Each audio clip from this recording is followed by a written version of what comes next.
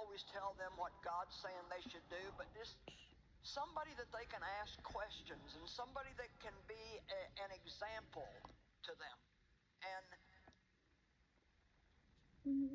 Dave would confront me, but he only did it when he felt like God was telling him to. Where I, on the other hand, confronted everything that moved. If you, like, you are not going to treat me that way. If you think I'm going to put up with this, you've got another thing coming. Come on, anybody, have I got any sisters out there? Well, I hate to tell you this, but that's one of the things that's got to go.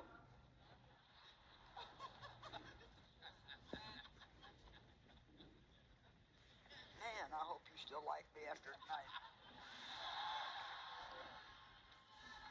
You cannot imagine how happy and peaceful you will be when you stop letting everything make you mad. It's all pride anyway. Bless God, you are not going to treat me that way. Well, you know, Jesus didn't do that. They just mistreated him, and he just went on about his business, kept his mind on what God had sent him to do.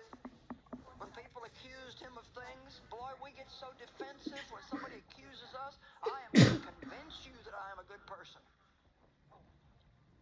Let me convince you that you are wrong about me and I'm a good person. Jesus just said, well, whatever you think. You know why? Because he knew who he was. And if we really know who we are, and you know what? I know I'm right with God. So you can say whatever you want to about me, and I'm not going to lose any sleep over it. Now, I'd rather you like me.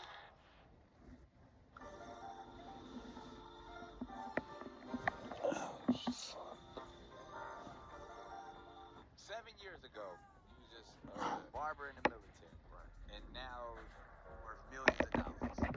What I really want to ask is, why aren't there more brothers like you? I knew I was a genius. To me, it's not a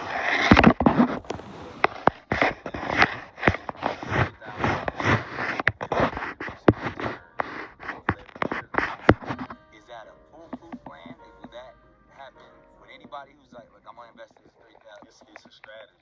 And here's how you be profitable in the stock market. It's a strategy. You might want to write this down. That's 4. Number 1.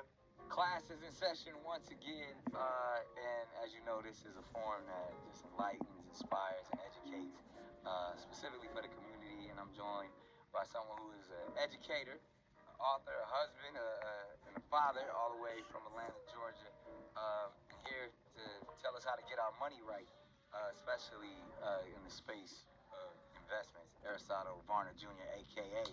Aristotle Investments, man. What's poppin'? How you doing, man? How you doing? Thank you for having me, by the way. No doubt, man. I'm inspired by your story. I've seen quite a bit, and I just wanted to tap in and learn. Like, I want to sit here and I want you to teach me and our audience as if we know nothing about investments, man. And one, I would love for you to share your testimony and your journey of really how you became a self-made millionaire, and then how we can help other young brothers and sisters in the community following your footsteps.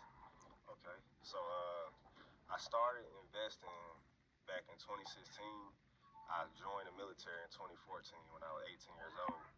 And then I basically got curious about investing when I turned 20 because I was barbering while I was in the military. So I had 2 streams of income. Active duty. And then basically I lived off my barber money and invested I lived off my army money and invested my barber money. And I was making about $3K a month cutting hair.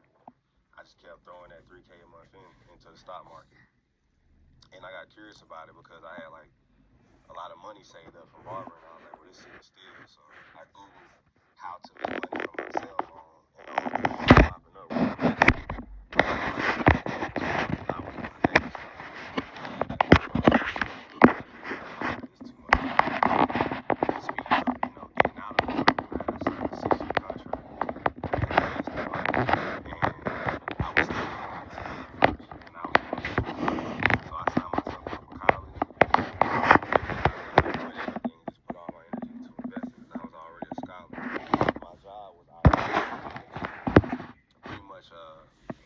I would work on the satellites. I would make sure nobody hacked into the military system. So I wasn't an idiot or nothing like that. Right. I just rechanneled my energy into investing. Right.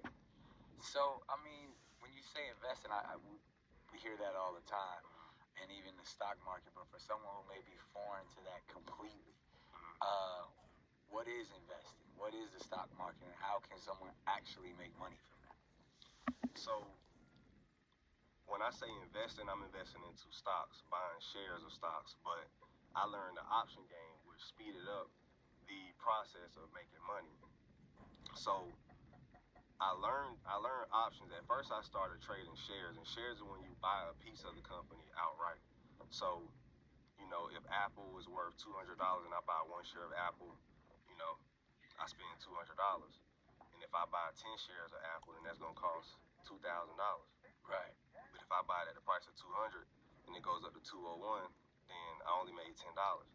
But in options, if the price go up $1, I could possibly make $50 per contract that I buy. So it's contractual agreements that I'm buying. It's like leasing. It's basically like calls bet on the stock to go up, puts bet on the stock to go down.